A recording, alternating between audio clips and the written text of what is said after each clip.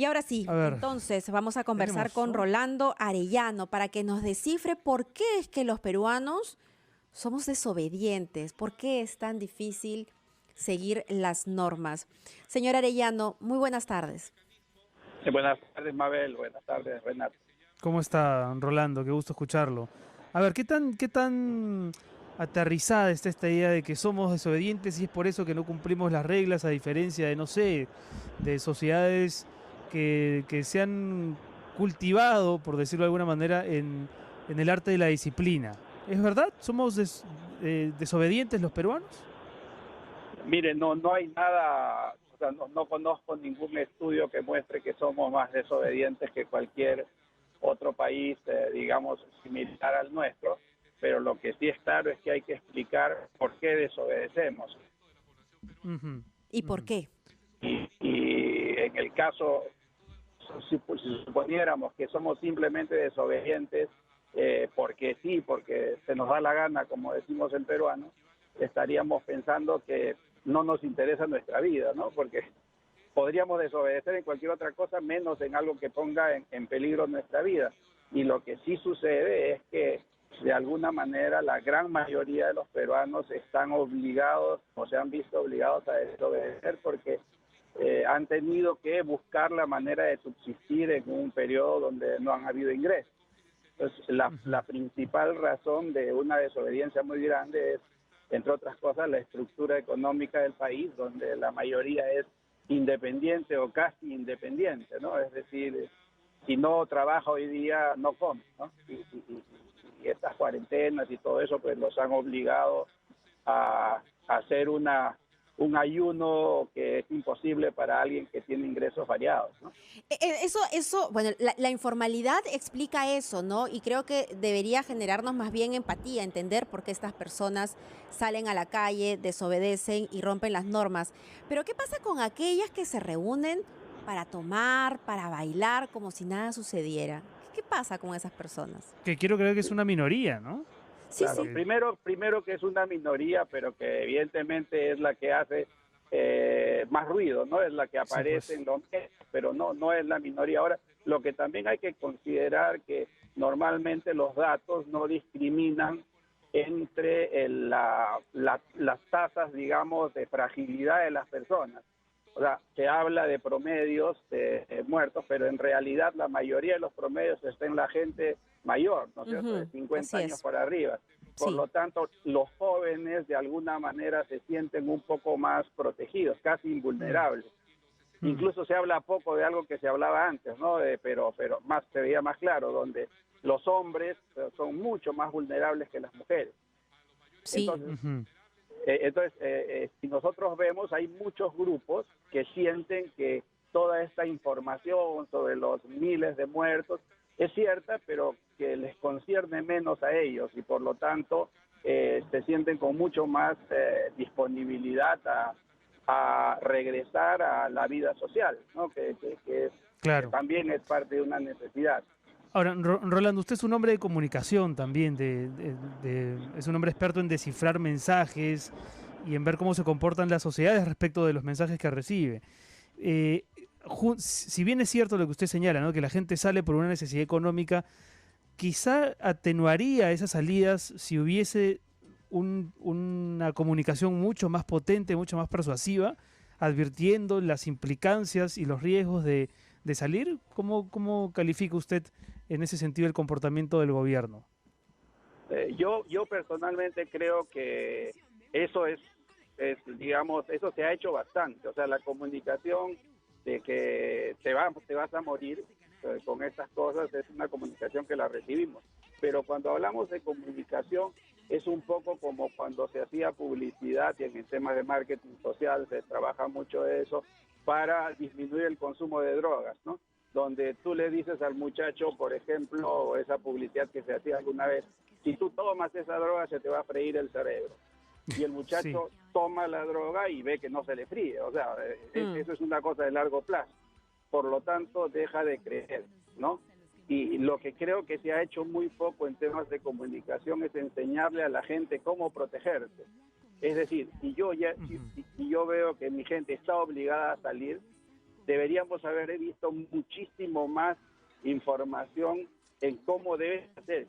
Si tienes que salir, cómo debes hacer para protegerte, pero eso es lo que no se ha dicho. O sea, hasta ahora nadie ha dicho cómo debe ponerse bien la mascarilla. O sea, yo no veo a autoridades saliendo a decir cómo debes lavarte las manos. Incluso en algún momento empezaron a aparecer estas cosas como, oye, te debes lavar las manos 30 segundos y se muere el virus, pero para lavar tu ropa tienes que lavarla en agua caliente 30 minutos. Pues cosas contradictorias. Yo creo que ese lado de la educación se ha descuidado mucho. Y más bien el lado del miedo, que trabaja menos, porque por más miedo que yo tenga, tengo que salir a alimentar a mis hijos. Pues, claro, no hay que comunicar desde el miedo, ¿no? No hay que comunicar desde el miedo. Sí, así es. Eso es un problema, y se ha hecho muy poco en educación en términos sanitarios.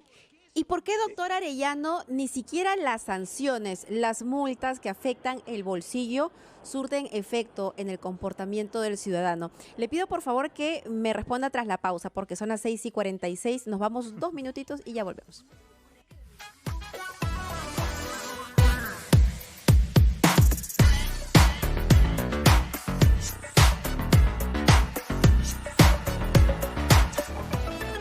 Seguimos conversando con el doctor Rolando Arellano, tratando de descubrir por qué los peruanos no seguimos las normas, ¿no? Y lo hemos podido ver en este tiempo de pandemia. Y yo le había preguntado antes de irnos a la pausa, ¿por qué es que tampoco las multas funcionan? Las sanciones, el hecho, la amenaza de que lo lleven a uno a la cárcel, lo detengan o le impongan una sanción económica, tampoco disuade. ¿Por qué?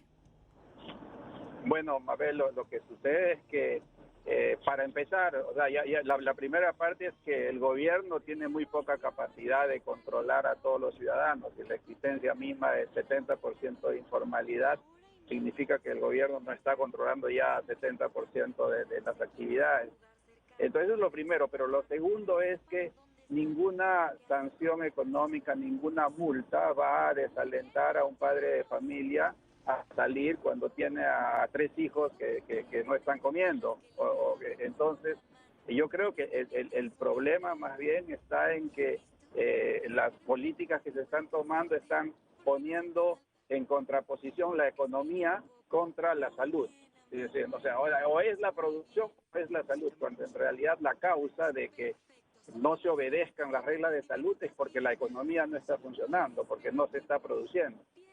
Si tuviéramos nosotros la capacidad real de llegar a los millones de personas y darles el ingreso que necesitan para vivir durante el tiempo, eso sería más fácil, como es en algunos países mucho más desarrollados.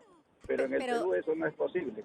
También hay un complemento de irrespeto a la autoridad, ¿no? Creo que el ciudadano, y no necesariamente en tiempos de pandemia, no obedece al policía, no le hace caso, le falta el respeto, es más, lo enfrenta.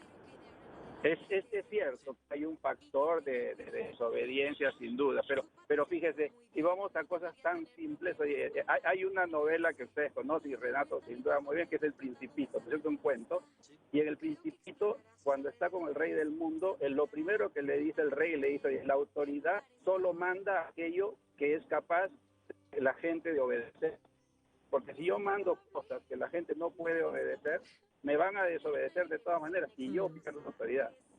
Y eso está pasando, que estamos dando reglas que la mayoría de la gente no tiene capacidad de obediencia. Entonces lo que creo es que hay que adaptarse más a las características de las personas.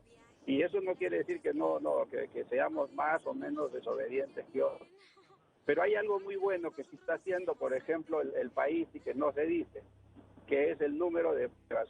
Nosotros, el Perú tiene la más alta cantidad de pruebas que se toman en todos los países, salvo algunos países desarrollados.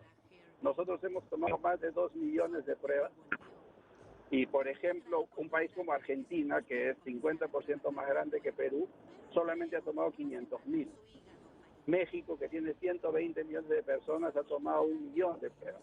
O sea, nosotros sí estamos avanzando en el tema de las pruebas y estamos en esto, pero creo que hay una falta de confianza en el gobierno porque en otras cosas se está equivocando y eso está generándose un problema. Ahora, entiendo yo de que todo el mundo está de alguna manera experimentando. No podemos decir este gobierno se equivocó y no debería haberlo hecho, porque todos están experimentando, ¿no? Pero creo que sí es posible empezar a adaptarse mejor, ¿no? a la situación y no dejar que la gente desobedezca. Muy bien. ¿Hola? Ahora sí te escuchamos, Renato. Sí, sí, le preguntaba al doctor Rolando si lo de los domingos, la inmovilización dominical le parece un error, un poco en la línea de esta reflexión que usted hacía, eh, parafraseando, ¿no? Al principito de solamente se puede cumplir, solamente se puede obedecer aquello que se puede cumplir. ¿Lo de los domingos es un error o no? ¿O usted cree que sí puede surtir algún tipo de efecto positivo? No, a mí me parece que es adecuado en la medida en que va a disminuir la cantidad de gente que va a estar en contacto. Pero, por ejemplo, me parece muy adecuado de que esta vez ya sí, por ejemplo, son domingos sin actividad, pero sí con delivery, ¿no? Entonces está dejando que una parte de la economía, por lo menos, empiece a producir.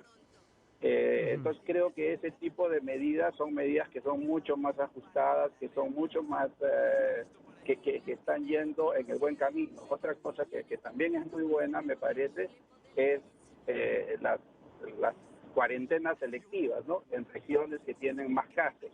Creo que sí estamos aprendiendo, ¿no? No es una crítica abierta al gobierno lo que estoy haciendo, sino que creo que son aprendizajes que todos debemos hacer a lo largo de esta pandemia que nadie conoce cómo enfrentar. Además es una crisis que obliga a cada país a encontrar sus propias fórmulas, ¿no? A veces importamos modelos y tratamos de aplicarlos, pero solamente con la evolución de la crisis y el comportamiento de la sociedad vemos que cada país tiene que descubrir su propia fórmula. Así es, y todos estamos en el mismo partido. No hay ningún país del mundo que pueda venir a decirnos yo ya sé cómo hacer, ¿no? Yo ya sé cómo hacer, por ejemplo, para el transporte público. Pues no, todos hemos empezado. O sea, esta crisis nos ha puesto a todos en el mismo partidor y creo que además es una oportunidad para nosotros mismos de empezar a descubrir cosas que eventualmente podrían servir al resto del mundo. Y creo que en algunas cosas sí estamos aprendiendo. Muy bien, vamos a esperar entonces a las cifras que dentro de 3 semanas nos dirán si estas medidas ayudan, porque solamente hasta entonces podremos saber si la cantidad de personas contagiadas ha disminuido. Muchísimas gracias, doctor Muchas gracias. Arellano. Muchísimas gracias.